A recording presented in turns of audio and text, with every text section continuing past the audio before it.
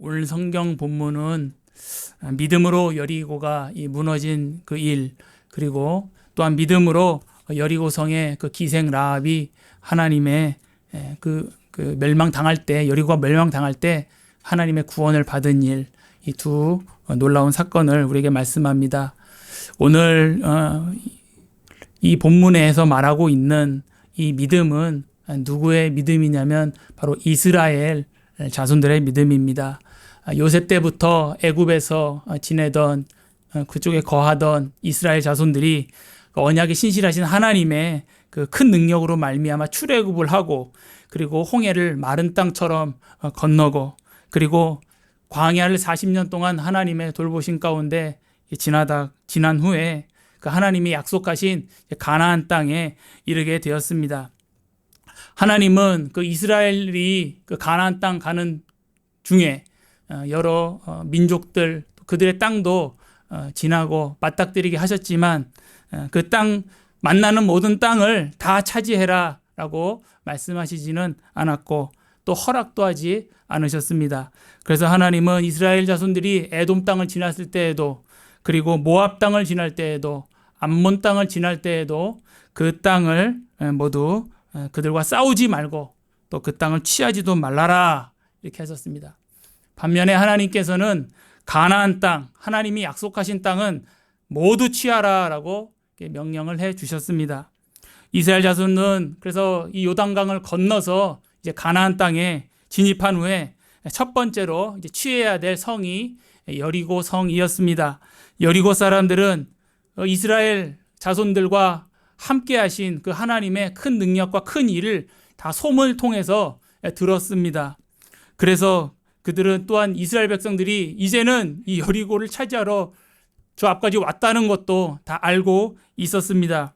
그래서 그들은 성문을 걸어 잠그고 전투태세를 다 갖추고 그 안에서 이제 지키고 있었습니다.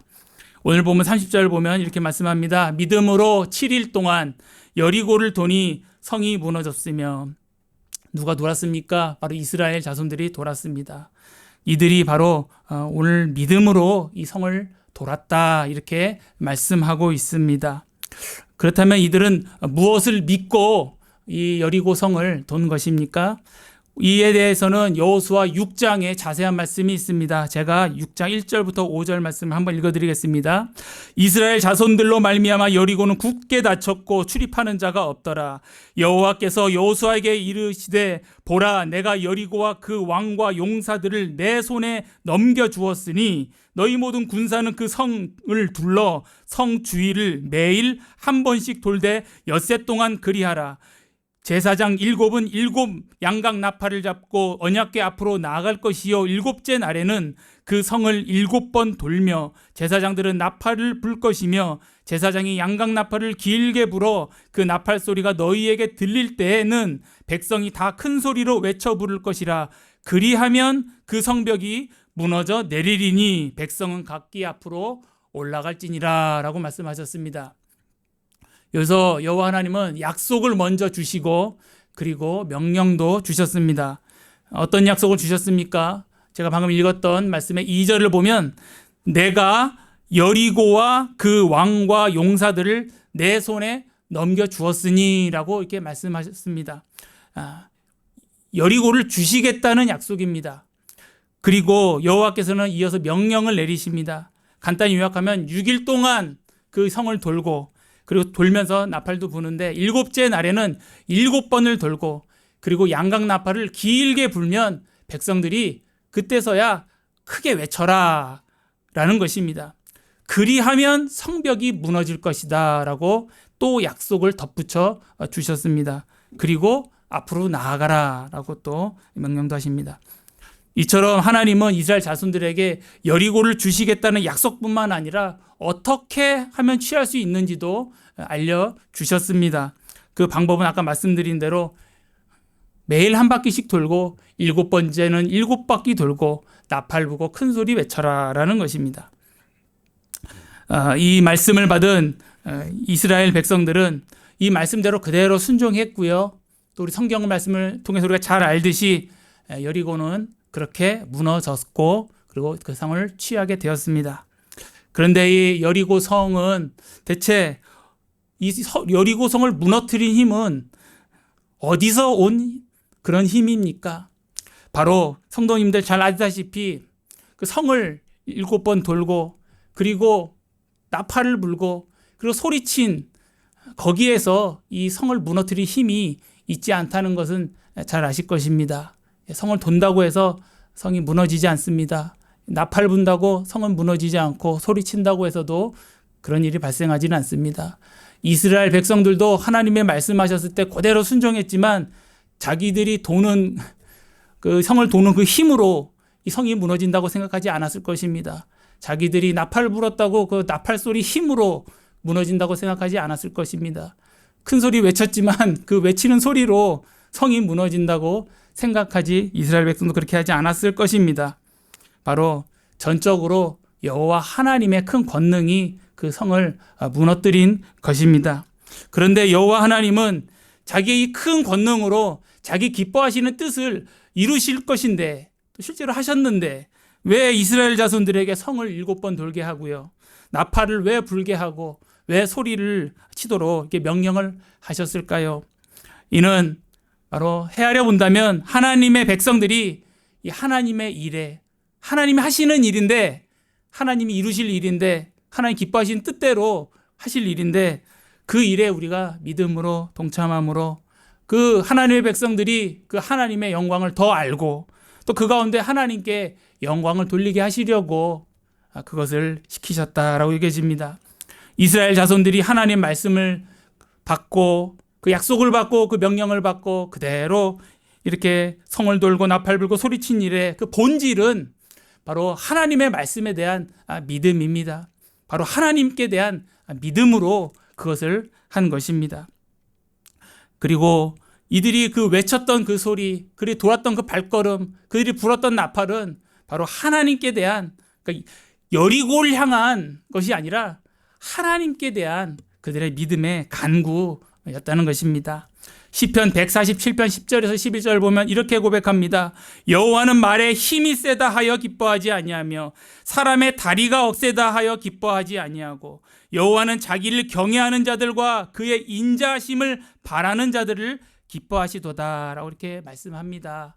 하나님은 자기 자녀가 하나님 아버지를 경외하고 또 그 하나님의 인자하심을 바라고 그 의지하는 그 믿음을 기뻐하신다라고 우리에게 말씀하는 것입니다. 신자의 이 믿음의 길에도 이 난공불락과 같은 이 여리고성 같은 것이 있다고 여겨집니다. 그러나 신자가 여호와를 경외하고 그 인자하심을 바란다면 그 가운데 여호와께서 여호와의 기뻐하신 뜻대로 그 성도 하나님께서 무너뜨리실 것입니다. 물론 내 앞에 있는 모든 성들이 다 하나님이 무너뜨리라고 주신 성은 아닐 것입니다. 모압성도 지나가라고 그랬고요. 그리고 암몬도 지나가라고 그랬고요. 그러나 저 성은 취하라라고 하셨습니다. 이런 것이 우리 믿음의 길이 있다면 그것도 하나님이 하실 일이고 우리는 그 가운데 무엇을 해야 되냐면 하나님을 의지하고 경외하고 그 믿음에 하나님과 동행하는 그것을 하나님이 원하시고 그 가운데 일을 이루신다는 것입니다. 오늘 보면 31절 또 보면 이제 기생 라합의 말씀이 나옵니다. 제가 또 한번 읽어보면 31절을요. 믿음으로 기생 라합은 정탐꾼을 평안히 영접하였으므로 순종하지 아니한 자와 함께 멸망하지 아니하였도다라고 합니다. 기생은 그녀의 직업이고 라합은 그녀의 이름입니다. 라합이라는 이름이 구약 성경의 여호수아서에서 많이 나오고요. 그리고 신약 성경에서도 군데군데 여러 곳에 나옵니다. 대부분 근데 그냥 라합이다라고 말하지 않고요. 그녀의 이름 앞에 기생 라합이다 항상 이렇게 알려줍니다. 하나님께서 우리가 이 라합을 생각할 때 기생이라는 사실을 기억해라 라고 마치 이렇게 말씀하시는 것처럼 항상 붙이십니다. 우리 성경에서 기생이라는 말은 솔직히 좀 순화된 표현이고요. 원어에 걸맞게 번역하면 이게 매춘부입니다. 그래서 성경의 표현대로 하면 창기여, 창기라는 표현도 성경에 번역되어 있습니다. 라합이 기생으로서 그 여리고 땅에서 아주 비천한 신분이었을 것이라고 여겨집니다. 더 나아가 이 기생 라합은 여리고 사람이기 때문에 이스라엘 백성에게는 이방인입니다. 그러니까 이방인으로서 이스라엘 백성도 기생 라합은 좀 껄끄러운 그런 신분입니다. 그럼에도 성경에서 기생 라합은 이 하나님의 구원의 은혜가 얼마나 놀라운지를 우리에게 보여주는 하나의 그 예로서 우리에게 지금 제시되고 있는 것입니다. 오늘 본문의 이 기생 라합의 구원받은 사건은 아까 앞서 말씀드린 여리고성이 무너진 사건과 함께 이렇게 얽혀서 우리에게 같이 전해지고 있습니다. 자세한 말씀은 여호수아서 2장에서 주어지는데요. 그래서 제가 한번 말씀드리면 이스라엘 백성이 이제 가나안 땅에 들어가려고 요단강을 건너기 전에 시딤이라는 곳에 있었는데 거기서 정탐꾼 2명을 보냅니다. 정탐꾼을 여리고성으로 보냈는데 이 정탐꾼들이 숙소로 잡은 것이 기생 라합의 집이었습니다. 거기서 유숙을 하는데 이 소식이 정탐꾼이 왔다는 소식이 여리고 왕의 귀에 들러가서 여리고 왕이 이 정탐꾼들을 잡아라 라고 사람을 보냈습니다. 그때 근데 이미 이 기생 라합은 그런 걸 다 파악했는지 이 2 정탐꾼을 숨겨주었습니다. 아주 놀랍고 기이한 일인데 숨겨주었고 그리고 오히려 그 정탐꾼을 잡으러 온 사람들에게 거짓된 잘못된 정보를 줘서 저 사람들 어디로 도망갔으니 그리로 가서 찾아보십시오라고 해서 이제 오히려 그 사람들 딴 데로 보내 이 정탐꾼들이 생명을 부지하게 만듭니다. 그 이후에 곧바로 정탐꾼들을 숨겨놨던 지붕으로 올라가서 그들에게 이제 말을 전합니다. 그것이 여호수아서 2장 9절에서 11절인데 제가 읽어보겠습니다. 여호와께서 이 땅을 너희에게 주신 줄을 내가 아노라. 여호와께서 너희 앞에 홍해물을 마르게 하신 일과 아모리 사람 2왕 시온과 오게게 하신 일 곧 그들을 절멸시킨 일을 우리가 들었음이니라. 너희의 하나님 여호와는 위로는 하늘에서도 아래로는 땅에서도 하나님이시니라 라고 이렇게 말을 합니다. 아주 놀라운 지금 고백을 한 것입니다. 라합은 여호와 하나님을 모르는 이방인임에도 소문을 통해서 이스라엘 백성과 함께 하시는 그 여호와 하나님의 큰 일들에 관한 소식을 들었고 그리고 그 소문을 통해서 그 여호와 하나님의 존재와 그리고 그가 행하신 그 일에 대해서 크게 감동을 받았습니다. 그래서 그 여호와 하나님을 이미 마음에 믿고 있었습니다. 특히 그 마지막 말에서 너희의 하나님 여호와는 위로는 하늘에서도 아래로는 땅에서도 하나님이시니라 라는 이 고백은 여호와 하나님을 전적으로 인정하면서 그 여호와 앞에 완전히 엎드리는 그러한 고백입니다. 사실 이 라합이 정탐꾼을 숨겨준 일부터가 이 여호와 하나님께 대한 믿음이 있었기 때문에 이 정탐꾼을 숨겨졌다는 것을 또한 우리가 이제 알게 됩니다. 이 고백을 이렇게 하자 이 정탐꾼들이 그 얘기를 듣고 라합이 이제 그 고백을 한 다음에 이제 그 정탐꾼들에게 요청을 한 가지를 또 이어서 합니다. 바로 12절 13절인데요. 제가 읽어보겠습니다. 그러므로 이제 청하노니 내가 너희를 선대하였은즉 너희도 내 아버지의 집을 선대하도록 여호와로 내게 맹세하고 내게 증표를 내라. 그리고 나의 부모와 나의 남녀 형제와 그들에게 속한 모든 사람을 살려주어 우리 목숨을 죽음에서 건져내라 라고 이렇게 간청을 합니다. 라합은 지금 하나님께 은혜를 구하고 있는 것입니다. 이 여리고가 멸망할 때 같이 멸망하고 싶지 않고 자기는 살아서 이제 하나님 백성으로 살고 싶다는 것입니다. 하나님 백성으로서의 새 삶을 살고 싶다는 것입니다.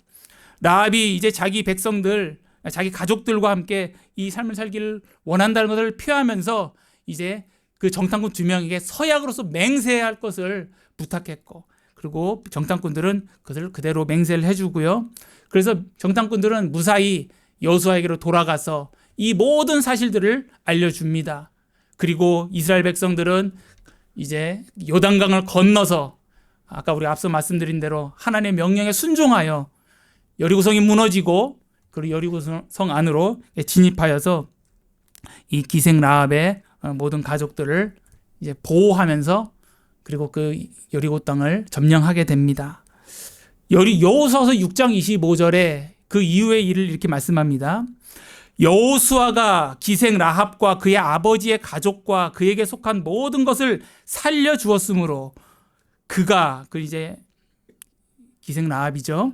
그가 오늘날까지 이스라엘 중에 거주하였으니 이는 여호수아가 여리고를 정탐하려고 보낸 사자들을 숨겼음이니라 말씀합니다.